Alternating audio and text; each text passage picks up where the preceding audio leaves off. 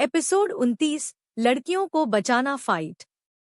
अब तक आर्या ने उसके बाद सिस्टम से बात की, कुछ करो और उन लेजर बीन वाली मशीन को हैक कर लो जिससे हम यहाँ से बाहर निकल पाए। जी बॉस, मैं ऐसा कर सकता हूँ। ठीक है, जल्दी से हैक करो, हमारे पास ज्यादा समय नहीं है। सिस्टम एडमिन ने वहां के सभी सिस्टम को छेड़ दिया और आखिरकार उसे सही सिस्टम मिल गया जिससे वो लेजर बीन को हैक कर सके। सिस्टम ने हैक करना शुरू कर दिया। तब तक आर्या उन सभी को अपना प्लान समझाने लगी, लेकिन उसकी नज़र यहाँ वहाँ घूम रही थी क्योंकि उसे ऐसा लग रहा था कि कोई है जो उसे गुस्से से घूर रहा है। लेकिन उसने इसे अपना भ्रम समझकर सर झटक दिया और उन्हें आगे का प्लान समझाने लगी। अब आगे कैसी बात कर रहे हो आप मिस्टर डिसूजा? मैं आपको कैसे अपनी शादी में नहीं बुलाऊंगी? आप तो हमारे बिजनेस पार्टनर है, बाहर भी अंदर भी, ये कहकर मधु सिन्हा हंसने लगी। फोन की दूसरी तरफ वाला इंसान बोला, बेबी, उस ठाकुर से शादी करके अपने असली पति को मत भूल जाना और जिस काम के लिए भेज रहा हूँ वही करना, बाकी पत्नी बनकर सच में उसकी धर्म पत्नी मत बन जाना। कैसी बात कर रहे हो आप? और धीरे कहिए, किसी ने सुन लिया तो मुश्किल हो जाएगी। दुनिया के सामने हम बस बिजनेस पार्टनर हैं, कोई नहीं जानता कि मेरे पति जिनका एक्सीडेंट हुआ था, मैं उनकी कोई विधवा नहीं बल्कि उनकी मौत के तुरंत बाद मैंने तुमसे शादी कर ली थी और रेचल भी हमारी बेटी है। वो आदमी तो बिना प्रॉपर्टी और पैसा छोड़े स्वर्ग सिधार गया, मरते मरते भी मुझे सुख नहीं देकर गया। उसके मरते ही सारा पैसा और प्रॉपर्टी ट्रस्ट में चली गई। मुझे लगा था मेरे ना सही पर अपनी बेटी के नाम कर देगा, लेकिन नहीं, उस आदमी को पता नहीं कहां से पता चल गया कि वो उसकी बेटी नहीं है। फिर क्या वो लड़ने लगा और मुझसे डिवोर्स मांगने लगा। आज़ादी मांग रहा था मुझसे। हाँ हाँ हाँ, दे दी आज़ादी, वो भी हमेशा के लिए। हाँ, तुम सच में बहुत निर्दयी हो। वैसे मैंने सुना कि उस ठाकुर की बेटी जिसे तुम अपनी उंगलियों पर नचा रही थी उसकी याददाश्त वापस आ गई है और अब वो फिर से पहले जैसी स्मार्ट और इंटेलिजेंट हो गई है। हाँ, उस लड़की ने मुझे भी पहचानने से मना कर दिया और मेरी सबके सामने बेइज्जती भी की।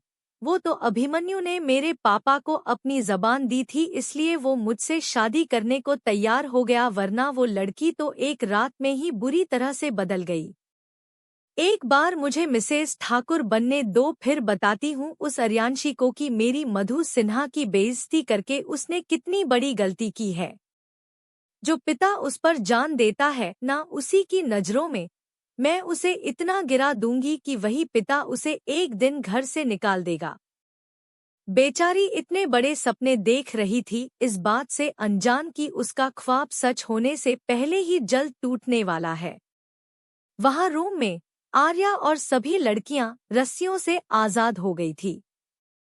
सिस्टम ने लेजर बीन भी हैक कर ली और उन्हें डीएक्टिवेट कर दिया। अब कोई कितनी भी कोशिश कर ले उसे फिर से एक्टिवेट नहीं कर पाएंगे, अगर किया तो वो मशीन वही डिस्ट्रॉय हो जाएगी। आर्या पूरे रूम को ध्यान से देखने लगी कि कहीं उसे कोई जगह मिल जाए जहां से वो बाहर जा सके, पर वो जगह पहले ही बेसमेंट के अंदर थी, इसलिए वहां कोई खिड़की का होना बहुत मुश्किल था। वहां बस लाइट बल्ब की वजह से रोशनी थी, अगर लाइट नहीं होती तो वहां रोशनी के लिए कोई जरिया नहीं था। कोई रास्ता ना देखकर वो गहरी सोच में गुम हो गई। तभी उसकी नज़र कोने में रखी टूटी अलमारी पर पड़ी। उसने जल्दी से उसे हटाया। सभी लड़कियां उसे ही देख रही थी। उन्हें समझ नहीं आ रहा था कि वो यहाँ वहाँ क्या देख रही है। वहीं आर्या ने अकेले ही उस भारी लकड़ी की टूटी अलमारी को खिसका दिया। वो अलमारी बहुत लंबी और चौड़ी थी, उसे हटाते ही बाहर से हल्की रोशनी आने लगी। ऊपर एक छोटा सा वेंटिलेटर था जिसमें लोहे को सलाखें लगी थी। उस रोशनी को देखकर आर्या के साथ साथ सभी लड़कियों के चेहरे पर स्माइल आ गई। तभी उन लोहे की सलाखों को देखकर उनका चेहरा उतर गया, लेकिन आर्या की आंखें की चमक नहीं गई। छोटी लड़की बोली, दीदी, इसमें से हम कैसे निकलेंगे? ये तो पैक है। आर्या मुस्कुराई और बोली, दुनिया में ऐसी कोई चीज नहीं है जिसे जोड़ा नहीं जा सकता। ये कहकर उसने अपने सूट के पटियाला को ऊपर किया। सबने देखा कि वहां एक ब्लैक बैग था जो पैर से बंधा हुआ था। उसे देखकर सभी लड़कियां हैरान रह गई और एक दूसरे को देखने लगी।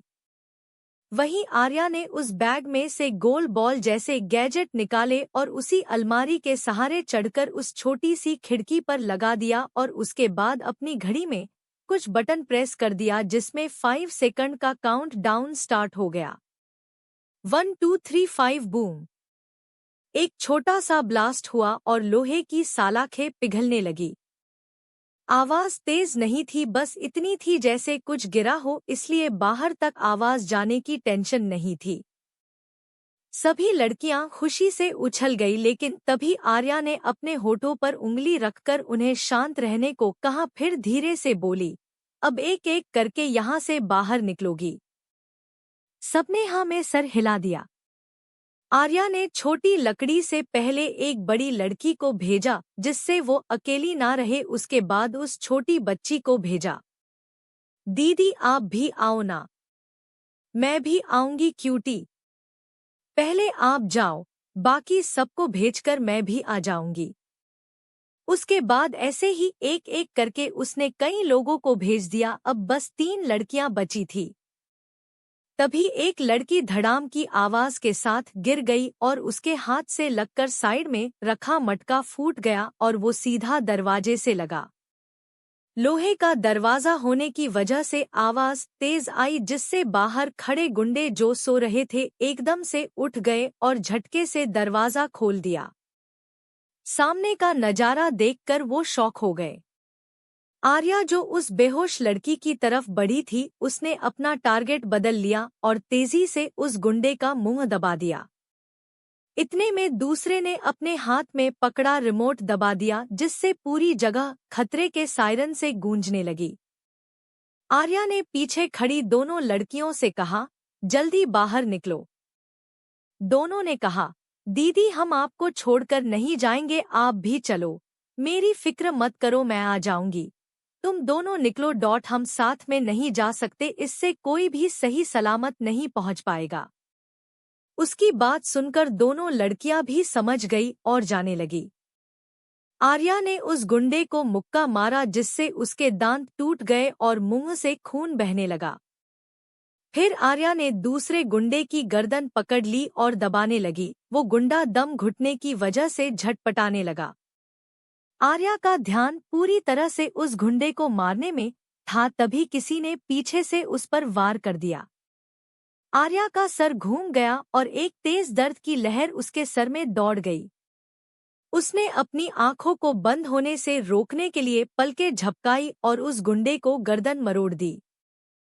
फिर अपना सर पकड़कर जब वो घूमी तो हैरान रह गई। तुम? आर्या ने अपने सामने खड़ी लकड़ी से कहा, जो हाथ में रोड लिए उसे ही हांफते हुए देख रही थी। तुम तो बेहोश हो गई थी, तुमने मुझे क्यों मारा? आर्या ने हैरानी से उससे सवाल किया। वो लड़की गुस्से से बुरी तरह हांफते हुए बोली, तुम उन सबको बचाना चाहती थी, लेकिन तब कहाँ थी जब वो लोग मुझे घसीटते हुए उन दरिंदों के बीच ले गए थे।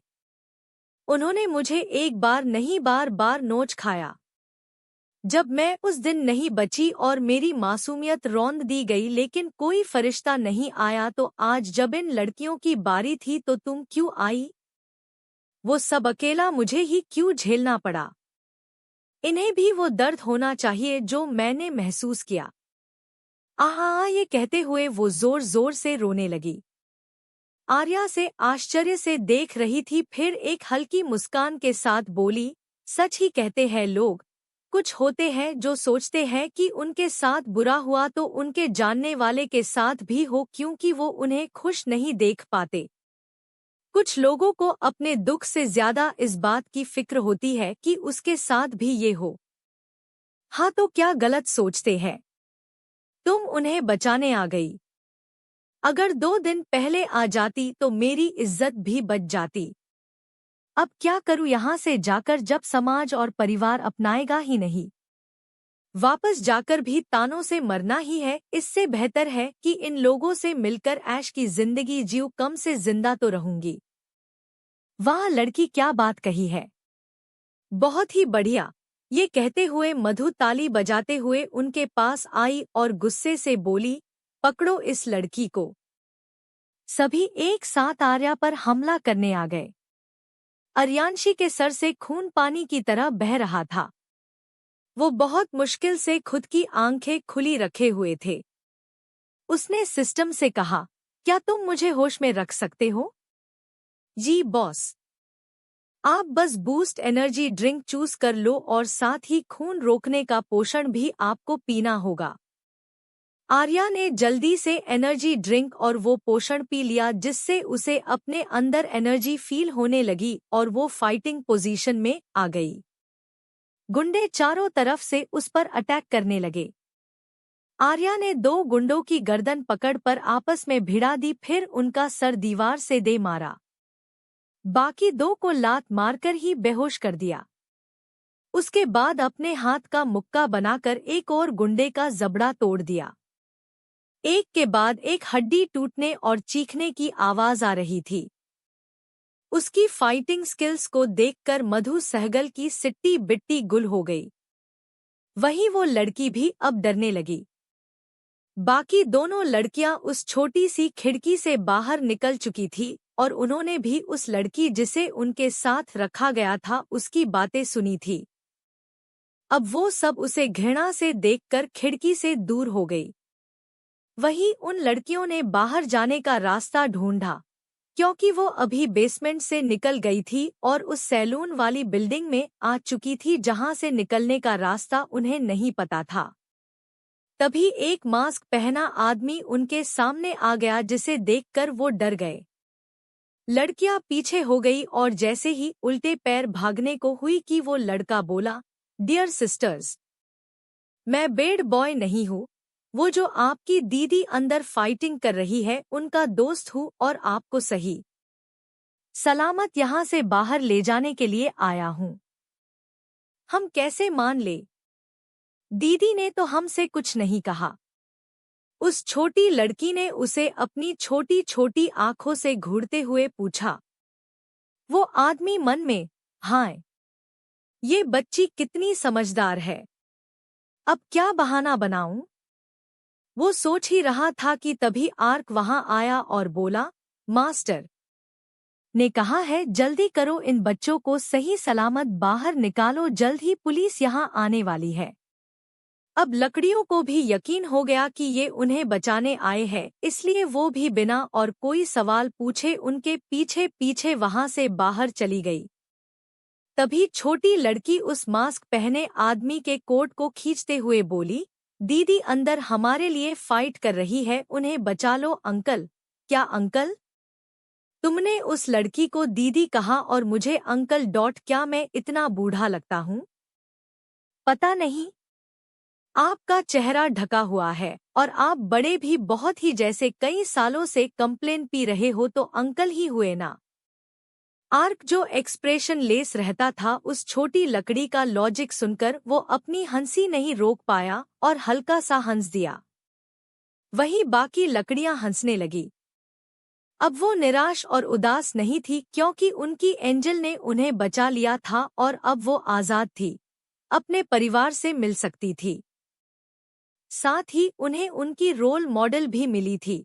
बिना सहारे खुद से उम्मीद रखकर कैसे आगे बढ़ा जाता है, आज उन्होंने सीखा था और अब यही सीख वो अपनी जिंदगी में अपनाएगी और अगर कभी मौका मिला किसी की मदद करने का तो पीछे नहीं हटेगी और उसे भी यही सीख देंगी।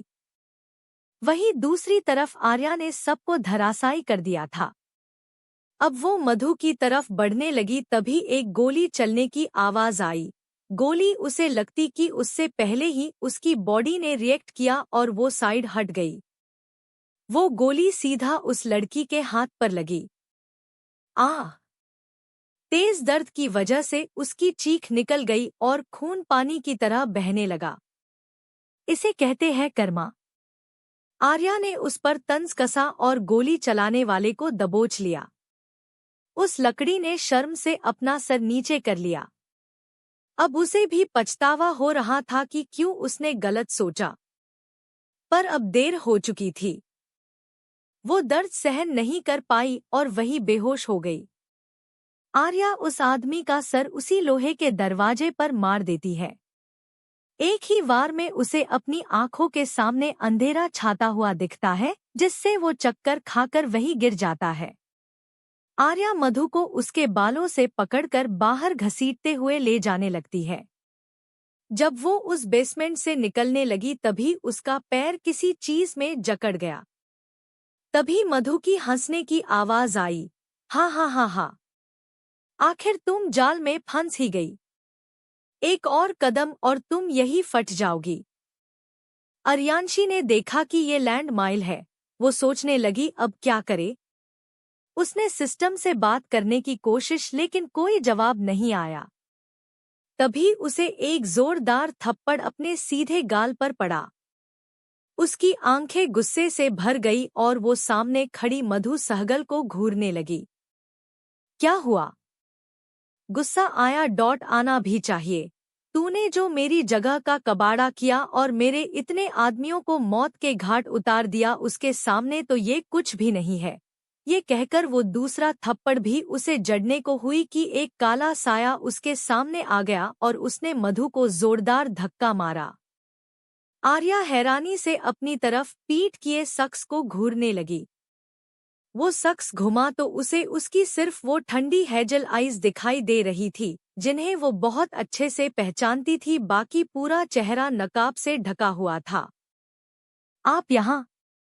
उसने सवाल किया, लेकिन सामने वाले शख्स ने कोई जवाब नहीं दिया, बल्कि अपना ठंडा हाथ उसकी कमर पर रख दिया और उसे अपने करीब कर लिया। आर्या हैरानी से उसे देखे जा रही थी। एपिसोड 30, आनिक्य का आर्या को बचाना। अब तक।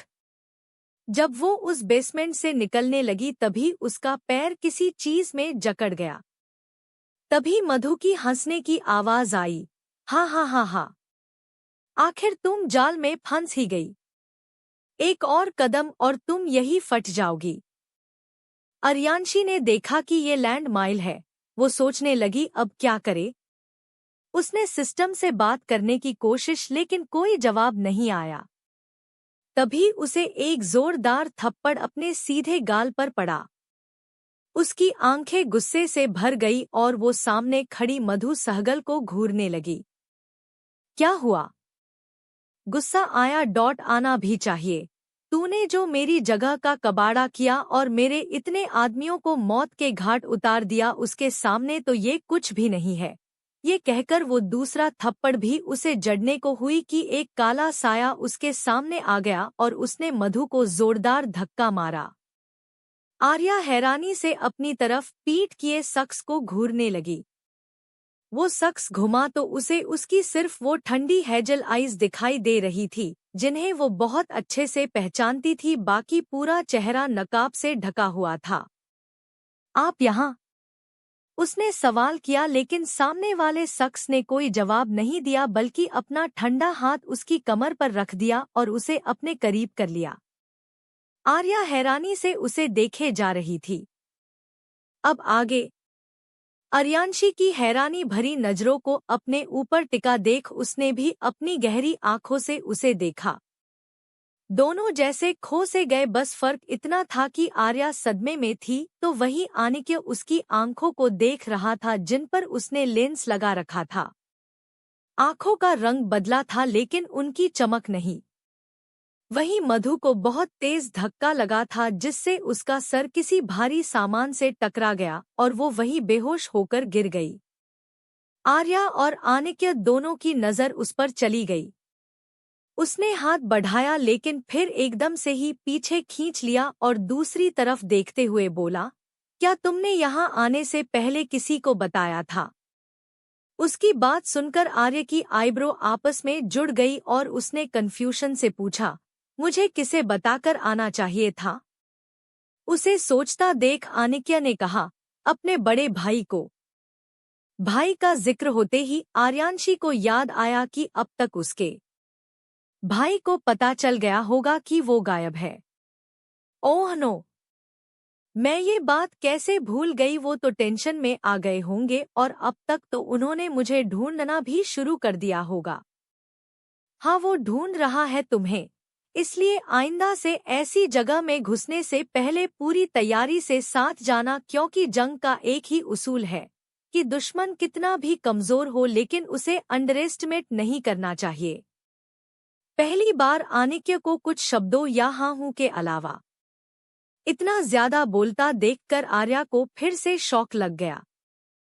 फिर उसकी बात के बारे में सोचते हुए बोली, मैं समझ गई, पर मैं बिना किसी तैयारी के भी नहीं आई थी। बस इस बात से अनजान थी कि यहाँ ऐसा भी कोई बॉम्ब हो सकता है जो आर्मी बेस पर यूज किया जाता है। अब जो होना था हो गया, आप जाइए। यहाँ खतरा है, आपको जाना चाहिए, क्योंकि परेशानी मेरी है तो जिम्मेदारी भी मेरी बनती है कि मुझे कैसे इस जाल से खुद को बाहर निकालना है। मुझे पीठ दिखाना नहीं आता, उसने अपने उसी ठंडे लहजे में कहा और अपना पैर आर्या के पैर जिसके नीचे लैंड माइन था उसके बगल में रख दिया।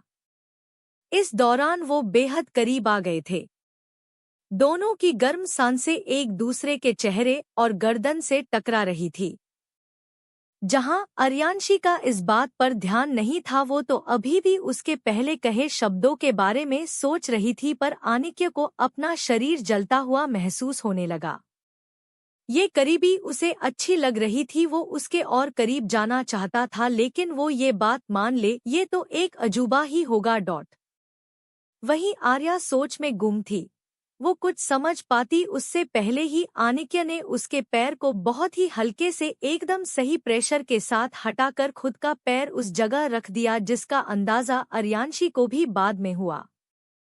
जब आर्या को इस बात का एहसास हुआ तो वह आंखें फाड़े उसे ही देखती रही, फिर जल्दी से नीचे देखकर बोली, ये क्या किया आपने? इस पर मेरा हक था, आपने मेरा पैर हटाकर खुद का क्यों रखा? क्या आप भूल गए कि मैं वही लड़की हूँ जिससे आप नफरत करते हो और चिढ़ते हो? आज तो मैं इतनी भी सुंदर नहीं लग रही कि आपको मेरे हुस्न के जाल में फंसाकर ये सब करने पर मजबूर कर दूं। उसकी बात सुनकर आनिक्य की आंखें छोटी हो गई। वहीं आर्या को कुछ याद आया, फिर आंखें छोटी करके, कहीं आपने नशा तो नहीं किया? ये कहकर वो उसके मुंह के करीब गई और सूंघने लगी। उसकी इस हरकत ने आनिक्य की आंखों को और गहरा कर दिया और वो उसे घूरने लगा। आर्या उसकी स्मेल लेते हुए, पीने की बदबू तो नहीं आ रही। फिर उसने आनिक्य के माथे पर अपना हाथ रख दिया जिस पर आनिक्य वही जम सा गया और एक टक अपलक उसे देखता रहा। बुखार भी नहीं है? आर्या अपना हाथ वापस खींचकर, फिर ऐसा क्या बदल गया कि आप मुझे इतने भद्दे गेटअप के बाद पहचान भी गए और मेरे पीछे मुझे बचाने भी आ गए? जहां तक मैंने सुना है हम पिछले इतने सालों में कभी इतने करीब भी नहीं थे। तो आज इस मेहरबानी के पीछे क्या मकसद है? क्योंकि मैं बखूबी जानती हूँ इस दुनिया में कुछ ही रिश्ते बिना मतलब के अपनों की मदद करते हैं, लेकिन मैं समझ नहीं पा रही हूँ कि मेरी हेल्प करने के पीछे आपका क्या मकसद है। आनिक्य ने कोई जवाब नहीं दिया। उसे चुप देखकर वो चिढ़ गई और गुस्से से बोली, मैंने कुछ पूछा आपसे? मुझे सवाल नहीं पसंद। फिर से उसने सख्त लहजे में बिना भाव के कहा, जिस पर आर्या का मन अपने बाल खींचने का करने लगा। वो इतनी इरिटेट हो गई थी। तभी उसके दिमाग में कुछ आया और वो बोली, मतलब आप मुझे वही सहगल विला में देखकर ही पहचान गए थे और वहीं से पीछा कर रहे हो? अब भी वो शांत रहा और उसने अपनी ठंडी नजरें उससे हटा ली। मत बोलो, पता नहीं भगवान ऐसे को जबान भी क्यों देते हैं जिन्हें उसे चलाने में ही आलस आता हो। इससे तो अच्छा किसी गूंगे को दे देते, बेचारे उसकी ही जिंदगी सबर जाती। अब आनिक्य उसे घूरने लगा जिस पर आर्या अपनी आईब्रो उठाते हुए बोली, क्या हाँ? बस घूरना ही आता है एक आपको? अब आनिक्य उसे घूरने लगा, जिस पर आर्या अपनी आईब्रो उठाते हुए बोली, क्या? हाँ, बस घूरना ही आता है एक आपको? उसकी बकवास सुनकर आनिक्य ने ना में सर हिला दिया और किसी पत्थर की तरह एक ही जगह जड़ होकर खड़ा रहा। वहीं वो मास्क पहने आदमी बच्चों को आर्क के पास जाने का कहकर वापस आर्या को बचाने ही आया था कि सामने का नजारा देखकर उसे अपनी आंखों पर भरोसा ही नहीं हो रहा था। क्या मैं जो देख रहा हूँ वो सच है? मेरा ये जल्लाद सीक्रेट फ्रेंड किसी की परवाह कर रहा है और उसकी जगह खुद उस बॉम्ब पर ऐसे खड़ा हो गया जैसे लाइन में खड़ा हो। इतना तो इसने कभी अपने परिवार के बारे में भी नहीं सोचा, फिर अचानक से इसका पत्थर जैसा दिल और निर्दय स्वभाव में इतना बड़ा परिवर्तन कैसे आ गया? वो अभी यही सब सोच रहा था कि तभी उसे अपने ऊपर किसी की जलती नजरों का एहसास हुआ। उसने उस तरफ देखा और अपनी बत्ती सी चमका कर हल्के से गुनगुनाया, जब प्यार किया तो डरना क्या, जब प्यार किया। उसकी आवाज ज्यादा तेज नहीं थी, लेकिन आनिक्य जो उसे घूर रहा था उसकी लिपसिंग उसने पढ़ ली थी। अब उसका ऑरा और भी ठंडा हो गया, पर वो ज्यादा गुस्सा नहीं हुआ। आर्या जो उसे कब से घूर रही थी और अब उसके ऑरा को सर्द होता महसूस कर वो मुंह बनाकर खुद में ही बड़बड़ाई, पहले गूंगा बना हुआ था और अब ठंडा रोबोट भी बन गए। क्या भगवान ने सारी डराने की ताकत इन्हें ही दे दी है? सुन रहा हूं मैं। एकदम से आनिक्य की सख्त आवाज उसे अपने कान में सुनाई दी तो आर्या चिहुक उठी, फिर खुद को संभाल कर बोली, हाँ तो सुनाने के लिए ही कहा है माय कोल्ड हार्टेड रोबोट। पता नहीं क्यों पर आर्या के मुंह से अपने आप माय निकल गया। जब उसे एहसास हुआ तो उसे शर्म आ गई और इधर उधर देखते हुए बोली, मेरा मतलब मेरे नहीं डॉट, आप सबके लिए ही कोल्ड रोबोट है। बात अलग ये है कि बुलाती सिर्फ मैं हूँ। वो अपनी सफाई दे रही थी, बिना ये ध्यान दिए कि उसके इसी शब्द ने उस ठंडे क्रूर शैतान की धड़कनें बढ़ा दी थी। वो अपनी आंखों में हैरानी लिए गौर से आर्या के पल पल बदलने एक्सप्रेशन देख रहा था। वही उन दोनों को देख रहा आदमी हल्के से हंसा और अपनी तेज आवाज में बोला, एक्सप्रेशनलेस किंग की एक्सप्रेशन क्वीन। बहुत अच्छा नाम दिया है तुमने इस ठंडे शैतान को, आई लाइक इट। ये कहकर वो हंसने लगा। वहीं उसकी बात सुनकर दोनों की नजरें आपस में मिल गई और कुछ पल के लिए वो एक दूसरे की आंखों में खो गए। लेकिन अचानक से आर्या को होश आया और गुस्से से मुड़कर उस मास्क पहने आदमी से बोली, कौन किसकी क्वीन है? ज्यादा नामकरण मत खेलो, वरना ऐसा नाम रखूंगी कि उसे सुनकर तुम्हारी होने वाली बीवी चक्कर खाकर गिर जाएगी या फिर उसे हार्ट अटैक ही आ जाएगा। फिर मत कहना मेरे दिए नाम से तुम कुंवारे रह गए। क्या? तुम तो अब खतरनाक मार के साथ उससे भी खतरनाक श्राप देने लगी हो। ठीक है, आगे से नहीं कहूंगा तुम्हारे सामने, अब तो मेरे और मेरी होने वाली के बीच में हड्डी नहीं बनोगी ना? आर्या उसे घूरते हुए, ये तो आपके फ्यूचर एक्शन पर डिपेंड करता है। लेकिन एक बात बताओ, आप हो कौन? मैंने इससे पहले आपको मिस्टर राणावत के साथ तो नहीं देखा। उस आदमी ने आर्या के सवाल पर आनिक्य को देखा और अपने बालों में हाथ फेरते हुए बोला, मैं आनिक्य का बिजनेस पार्टनर हूँ। आज से पहले अब्रॉड में था और वहीं से सारा बिजनेस हैंडल कर रहा था। कल रात को ही इंडिया आया हूँ। मैं तो कल ही राणावत हवेली आने वाला था, लेकिन ज्यादा देर होने की वजह से अपने अपार्टमेंट की तरफ ही चला गया। अच्छा हुआ जो नहीं आए, वरना कल थकान के कारण बेहोश ही हो जाते। आर्या ने एक sarcastic स्माइल के साथ कहा। बेहोश? गया वहां आकर भी मैं थकने वाला था। उसने कुछ सोचते हुए आर्या से पूछा। हाँ, कल कुछ बदमाश घुस आए थे। बहुत सारी गैंग के थे, लेकिन एक नंबर के फट्टू। आजकल लोग इतनी बड़ी फैमिली का काम तमाम करने के लिए सस्ते फाइटर को चुनते हैं। अब क्या इतनी भी औकात नहीं हमारी जो हायर करना वाला कीमत समझे और ट्रेंड फाइटर्स भेजे? अब शॉक होने की बारी आनिक्य की थी। वो हैरानी से उसे देखता रहा लेकिन चेहरे पर कोई भाव नहीं आने दिया। क्या हुआ, आप दोनों ऐसे क्यों देख रहे हो? मैंने कोई ऐसी बात तो नहीं की जो आपके पैरों तले से जमीन खिसक जाए। किसी ने कुछ नहीं कहा। तभी थोड़ी देर में पुलिस के सायरन की आवाज आने लगी, जिसे सुनकर वो मास्क पहना आदमी बोला, हमें चलना चाहिए, आगे का काम संभालने के लिए अब कानून है और जल्दी ही मीडिया भी आने वाली होगी। उसके बाद इस मधु सहगल का असली चेहरा सबके सामने होगा और वो बूढ़ा सहगल, उसने जिसकी भी जमीन पर गैरकानूनी तौर पर कब्जा किया, उसका भी खुलासा होगा। वो कहते हैं ना कि एक सड़ा हुआ टमाटर सभी टमाटर को खराब कर देता है, ठीक वैसे ही सहगल फैमिली के एक सदस्य की वजह से पूरे परिवार की हिस्ट्री निकलेगी, जिसका ढिंढोरा मीडिया हर चैनल पर चीख चीख कर सुनाएगी भी और दिखाएगी भी। लेकिन तभी आर्या चिंता से बोली, लेकिन मिस्टर राणावत कैसे जाएंगे?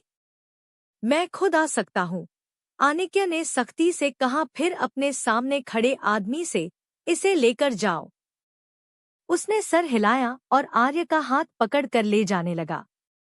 आनिक्य, जिसके भाव कठोर थे, उसकी घूरती नजरें उसके हाथ पर चली गई जिससे उसने आर्या का हाथ पकड़ रखा था। उन नजरों से वो आदमी समझ गया कि उसने क्या गलती कर दी।